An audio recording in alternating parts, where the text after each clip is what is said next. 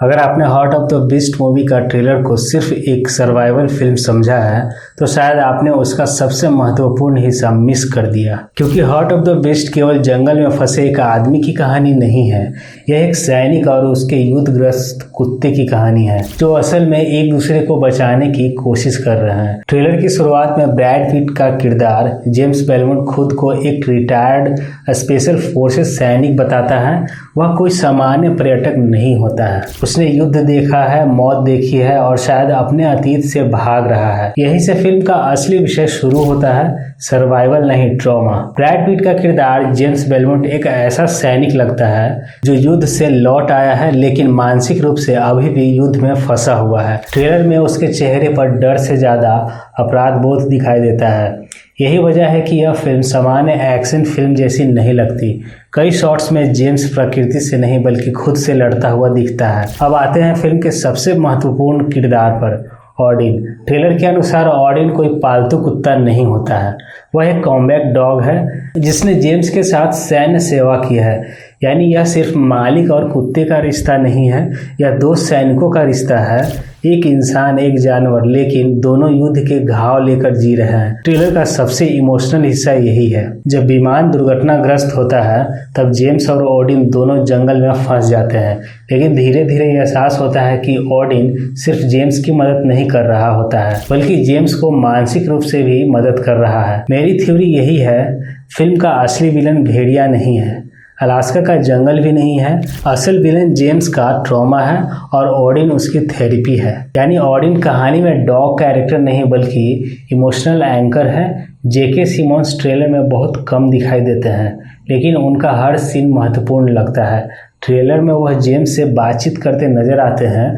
हो सकता है कि वह रेस्क्यू टीम का सदस्य हो, वह जेम्स के अतीत से जुड़े अधिकारी हो या शायद वह कहानी के मेंटोर फिगर हो। मुझे तीसरी संभावना सबसे मजबूत लगती है क्योंकि सिमोन्स को सिर्फ छोटा कैमियो देने के लिए नहीं लाया गया होगा। एना लेम्बी ट्रेलर में ज़्यादा नहीं दिखती लेकिन उनका किरदार अनुमान है कि स्थानीय अलास्कन समुदाय से जुड़ा हो सकता है। मेरे अनुसार उनका काम कहानी को इमोशनल ह्यूमन लेयर देना होगा, क्योंकि पूरी फिल्म अगर सिर्फ ब्रैड पिट और डॉग पर टिकी रहे तो नैरेटिव मोनोटोनस हो सकता है। एना लेम्बी शायद वही कैरेक्टर है जो जेम्स को फिर से इंसानों पर भरोसा करना सिखाती है।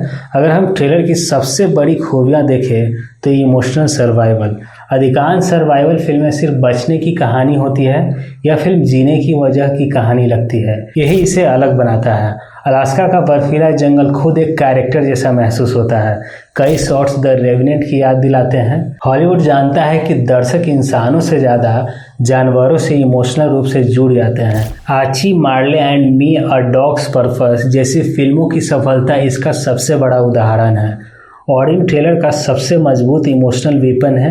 ट्रेलर की कमियां देखें तो द रेवेनेंट सिंड्रोम सबसे बड़ा खतरा है। ट्रेलर देखकर कई दर्शकों को लगेगा यह ब्रैड पिट की रेवेनेंट फिल्म है, और सच कहे तो कुछ विजुअल्स और सर्वाइवल सेटअप काफ़ी समान महसूस होते हैं। प्लेन क्रैश, जंगल जानवरों का हमला, घर लौटने की कोशिश, यह फार्मूला नया नहीं है।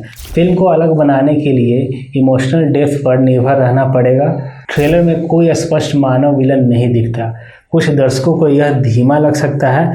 पिछले 10 वर्षों में हॉलीवुड दो चीज़ों पर निर्भर हो गया है, super hero films, franchise films.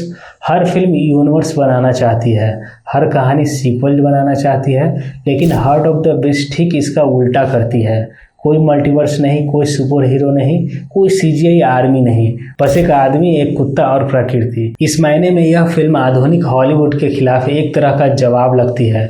जैसे निर्देशक डेविड लेयर कह रहे हो, अच्छी कहानी के लिए हमेशा $300 मिलियन की सीजीआई की जरूरत नहीं होती। अब सबसे बड़ा सवाल है, अगर रिव्यू अच्छे रहे तो वर्ल्ड वाइड 400 मिलियन जा सकता है। वही रिव्यू एवरेज रहा तो 150 से 200 मिलियन जा सकता है।